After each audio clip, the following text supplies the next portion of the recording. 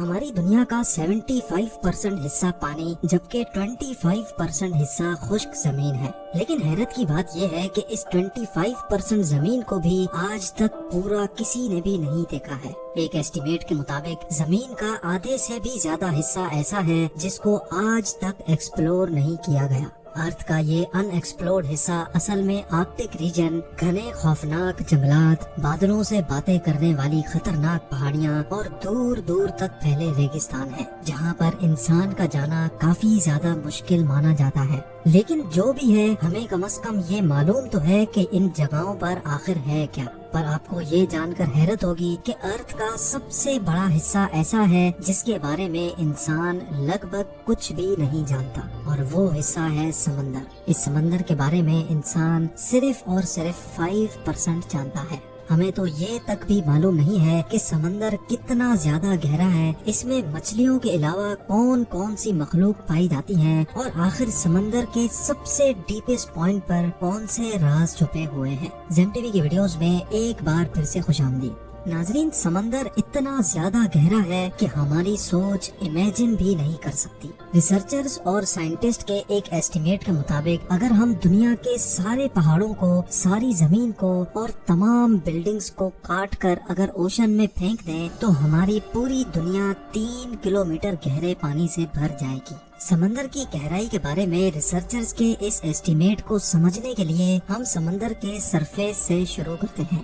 Ocean کے surface سے 40 metre نیچے تک کا ایریا وہ ہے جہاں تک اسکوبا ڈائیورز کو جانا الاؤڈ ہوتا ہے۔ اس کے بعد 93 میٹرز کی گہرائی پر فیمس برٹش شپ لوسیٹانیا کا ملبہ ملا تھا جو 1950 میں ڈوب گئی تھی۔ اس سے تھوڑا سا ہی آگے 100 میٹر کی گہرائی ڈائیورز کے لیے انتہائی ڈینجرس ہوتی ہے۔ اس پوائنٹ پر ڈیپ سی ڈائیورز اگر احتیاط نہ کریں تو پانی کے پریشر سے ان کی باڈی کے ڈفرنٹ حصے کام کرنا چھوڑ دیتے ہیں۔ لیکن اس سب کے باوجود بھی ہربرٹ نیچ نامی آسٹریلین فری ڈائیور نے 214 میٹر کی گہرائی تک ڈائیو کر کے ورلڈ ریکارڈ قائم کیا تھا، اور ہربرٹ نے یہ پورا ریکارڈ صرف ایک سانس میں بنایا تھا۔ یہاں سے اور نیچے جائیں تو 332 میٹرز کی گہرائی پر ہمارے پاس اسکوبا ڈائیونگ کا ورلڈ ریکارڈ موجود ہے، اور یہ ورلڈ ریکارڈ ایجپٹ سے تعلق رکھنے والے احمد گبر نے بنایا تھا۔ اگر احمد مزید 111 میٹرز نیچے جاتا تو یہ گہرائی بنتی ہے 443 میٹرز، اور یہ گہرائی اتنی ہی ہے جتنی نیو یارک کی ایمپائر اسٹیٹ بلڈنگ اونچی ہے۔ اس سے تھوڑا اور نیچے 500 میٹر کی گہرائی تک جائیں تو یہ وہ لیول ہے جہاں تک دنیا کا سب سے بڑا کریچر یعنی بلو ویل ڈائیو کر سکتی ہے۔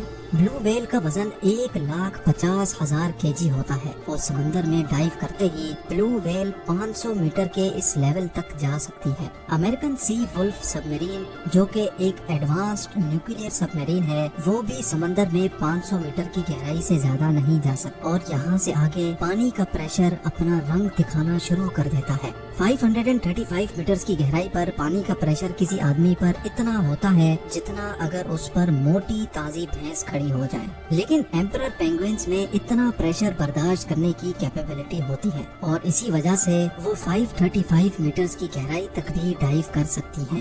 مزید نیچے جایا جائے تو 830 میٹرز کی گہرائی تک دنیا کی سب سے اونچی بلڈنگ برج خلیفہ کا ٹاپ پایا جائے گا اگر اس کو الٹا کر کے سمندر میں ڈالا جائے۔ یہ سمندر کا وہ پوائنٹ ہے جہاں تک سورج کی روشنی پہنچ سکتی ہے۔ لیکن تھوڑا اور نیچے جائیں تو 1000 میٹرز کی گہرائی پر سمندر کا وہ حصہ شروع ہو جاتا ہے جس کو اسکیری زون کہا جاتا ہے۔ یہاں سے نیچے سورج کی روشنی نہیں پہنچ سکتی، اور ہر طرف صرف اندھیرا ہی اندھیرا پایا جاتا ہے۔ اس پوائنٹ پر پانی کا پریشر 1500 PSI ہو جاتا ہے، یعنی یہ اتنا ہی ہوتا ہے جتنا ایک افریقن بفیلو ایک سکے پر کھڑا ہو جائے۔ حیرت انگیز طور پہ اس اسکیری زون میں جائنٹ اسکوائڈ بھی پائے جاتے ہیں جو ڈیپ سی کی انتہائی خوفناک مخلوق ہے۔ اور نیچے جائیں تو 1280 میٹرز کی گہرائی پر لیدر بیک سی ٹرٹل پائے جاتے ہیں۔ یہ ٹرٹل دنیا میں موجود تمام ٹرٹل سے بڑے ہوتے ہیں، اور ان کا وزن 700 kg تک ہوتا ہے۔ 2000 میٹرز کی گہرائی پر بلیک ڈریگن فش پائی جاتی ہے۔ یہ سمندر میں اندھیرے کی طرح بالکل بلیک ہوتی ہے جس کو صرف فلیش لائٹ سے دیکھا جا سکتا ہے، لیکن اس کی اپنی آنکھیں اتنی تیز ہوتی ہیں کہ یہ اندھیرے میں بھی آسانی سے دیکھ سکتی ہیں۔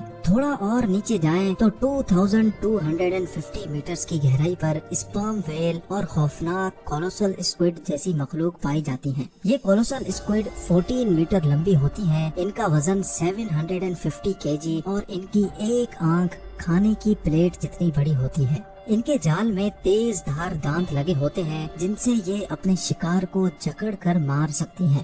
کولوسل اسکویڈ اور اسپرم ویل ایک دوسرے کے دشمن ہوتے ہیں۔ 2 روڈ رولر کے وزن جتنی بھاری اسپرم ویل کو یہ کولوسل اسکویڈ جکڑ لیتی ہے اور آسانی سے اس کو مار سکتی ہے۔ اس مری ہوئی اسپرم ویل کی باڈی پر جو نشان آپ دیکھ رہے ہیں یہ اسی اسکویڈ کے جال کی وجہ سے بنے ہیں۔ سمندر کی یہ گہرائی صرف ابھی ایک اسٹارٹنگ ہے۔ 3800 میٹرز کی گہرائی پر فیمس ٹائٹینک شپ کا ملبہ ابھی تک موجود ہے۔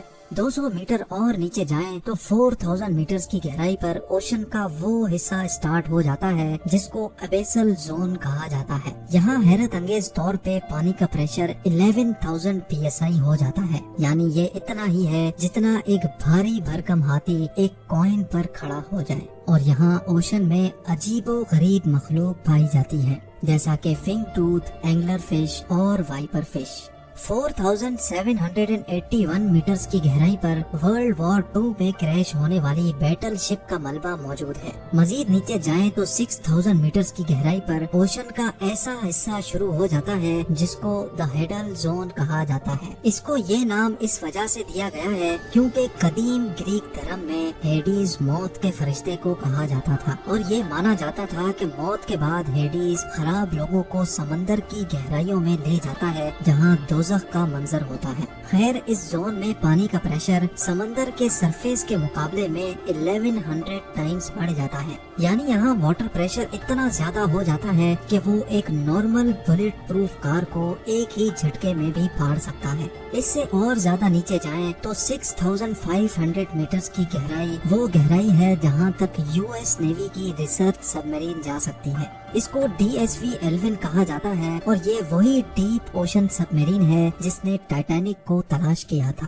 8848 میٹرز کی گہرائی پر ماؤنٹ ایوریسٹ کا ٹاپ آ سکتا ہے اگر اس کو الٹا کر کے اوشن میں ڈالا جائے۔ اس کے بعد 10898 میٹرز کی گہرائی پر وہ جگہ آ جاتی ہے جہاں تک 2012 میں جیمز کیمرون اپنی سب میرین میں گیا تھا، لیکن 1960 میں ڈان والش اور جاک پیکارڈ نامی 2 لوگوں نے اس سے بھی زیادہ گہرائی میں جانے کا ریکارڈ بنایا تھا۔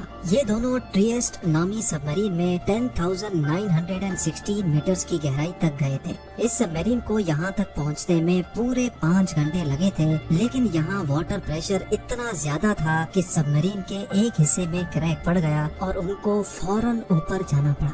اوشن میں مزید نیچے جائیں تو 10,972 میٹرز کی گہرائی اتنی ہی ہوتی ہے جتنا اونچا ایک کمرشل پلین فلائی کرتا ہے۔ جہاز کی ونڈو سے نیچے زمین کی طرف دیکھنے پر اونچائی کی جو فیلنگ آتی ہے، بس سمندر کا یہ حصہ اتنا زیادہ ہی زمین کے نیچے ہے۔ اور آخر میں جس گہرائی تک انسان جا پایا ہے یہ گہرائی کمرشل ایئر لائن کی اونچائی سے بھی زیادہ ہے جو تقریباً 11,000 میٹرز بنتی ہے۔ سمندر کے اس پوائنٹ تک جانے والا شخص فارمر نیول آفیسر وکٹر ویسکوو ہے۔ وکٹر نے یہ کارنامہ deep sea submersible limiting factor میں بیٹھ کر اکیلے انجام دیا تھا۔ سمندر کی یہ جگہ چیلنجر ڈیپ کے نام سے جانی جاتی ہے جو گوام آئیلینڈ سے 300 کلومیٹر دور ہے۔